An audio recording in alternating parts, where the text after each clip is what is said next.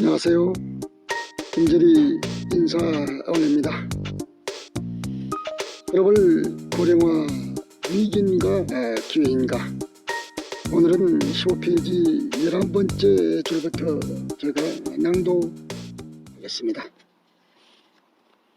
한 걸음 더 나아가 일부 선진 기업들은 회색 천장을 없애려는 노력을 하고 생산 현장을 고령 노동자 친화적으로 바꾸고 있다. 글씨를 크게 하고 동선을 짧게 만드는 등 작업 환경 구조 개선을 통해 생산성 증가를 꾀하는 것이다. 비즈니스면에서도 노년층은 매우 중요한 시장이다. 지금의 노인들은 과거 어떤 노인 세대보다 건강하고 돈이 있고 소셜 네트워킹 등 인터넷과 모바일 기기 사용에도 능하기 때문이다. 한마디로 신노년층이 출현하고 있다. 먼저 이들은 규모 면에서도 압도적이다. 65세 인구가 전체 인구 7%가 넘으면 고령사회, 20%를 넘어서면 초고령사회라고 하는데 전 세계적으로 초고령사회에 도달했거나 곧 도달할 나라가 적지 않다. 일본을 선두로 유럽에서는 독일, 이탈리아 등이 초고령사회에 진입했다.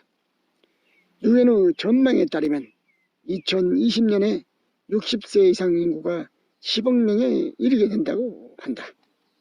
조만간 10억 명이라는 거대한 시장이 수면 위로 떠오르게 될 것이다. 신노년층은 과거 노인들과 달리 가난하지 않다. 미국 연방준비제도 이사회의 연구조사에 따르면 양도성 예금 증서의 85%, 채권과 주식의 79%, 퇴직계좌의 63%, 전체 금융자산의 72%를 50세 이상 노년층이 보유하고 있다. 미국만 그런 것이 아니다. 초고령 국가인 일본은 60세 이상 노년층이 일본 금융기관에 맡겨 놓은 돈의 60%를 보유하고 있다. 우리나라도 조만간 일본과 같은 길을 걸을 가능성이 높다. 현재 60대가 전체 금융자산의 60%가량을 보유하고 있는데 10년 후 그들이 70대가 되면 일본처럼 노년층이 금융자산에서 큰 비율을 차지하는 사회가 될 것이다. 이들은 인터넷 모바일과도 친화적이다. 미국의 경우 65세 이상 인구 중 3분의 1이 50에서 64세 인구 절반 이상이 소셜 네트워킹 사이트를 이용한다고 한다. 노년층의 모바일 쇼핑도 계속 늘어나는 추세다. 이어서 세계에서 가장 빠르게 늙어가는 나라 한국. 한국 사회에 여러 가지 도전 과제가 놓여 있다. 경제적으로는 턱 밑까지 치고 올라온 중국과 경쟁하면서 세계 최대 소비 시장인 중국 시장에 진출해야 하는 과제를 동시에 안고 있다. 정치적으로는 바닥까지 추락한 정치에 대한 신뢰 회복이 급하고 청년들을 하루빨리 실업의 고통에서 구해내야 한다.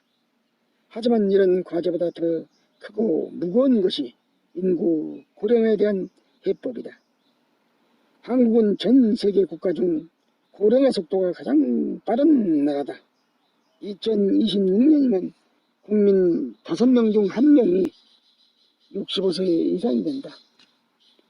2050년이면 한국이 세계에서 두 번째로 고령 인구 비율이 높은 나라가 될 것으로 전망된다. 이는 급속한 고령화가 진행 중인 중국, 태국, 일본보다도 훨씬 빠른 속도다. 이런 상황에서 이 책에서 논의하는 건강한 노화에 비춰볼 때 한국 사회는 어두운 그림자가 드리워져 있다. 세계에서 가장 빠른 속도로 늙어가고 있음에도 고령화에 대한 준비는 그 수준에 멈춰 있다. 당연히 종합적인 플랜도 없다. 한 사람이 나이 들어간다는 것은 삶을 살아가는 방식이 바뀐다는 것이다. 돈 씀씀이가 달라지고 주거의 형태도 달라지고 가족관계도 변한다. 한마디로 모든 것이 변한다. 종합적으로 접근하지 않으면 안 되는 이유다. 또한 고령에 대한 준비는 개인에게만 맡겨서는 해결되지 않는다. 국가와 기업과 개인의 합주가 필요하다. 현재 우리나라는 개인의 노후 문제를 상당 부분 개인에게 맡기고 있다. 그러나 개인이 오로지 혼자만의 힘으로 노후를 준비한다는 것은 이미 드러난 통계 수치만으로도 어려운 상황임을 알 수 있다. 예를 들어 소득 대처율은 경제개발협력기구 국가 중 최하위이고 노후 준비를 해야 하는 50대의 구조조정으로 회사를 나가야 하는 사람도 많다. 이에 따라 50대 남성 자살률과 우울증 발병률이 지속적으로 증가하는 추세이다. 네, 이상입니다. 오늘도 즐겁고 행복한 시간 만드시기 바랍니다. 감사합니다.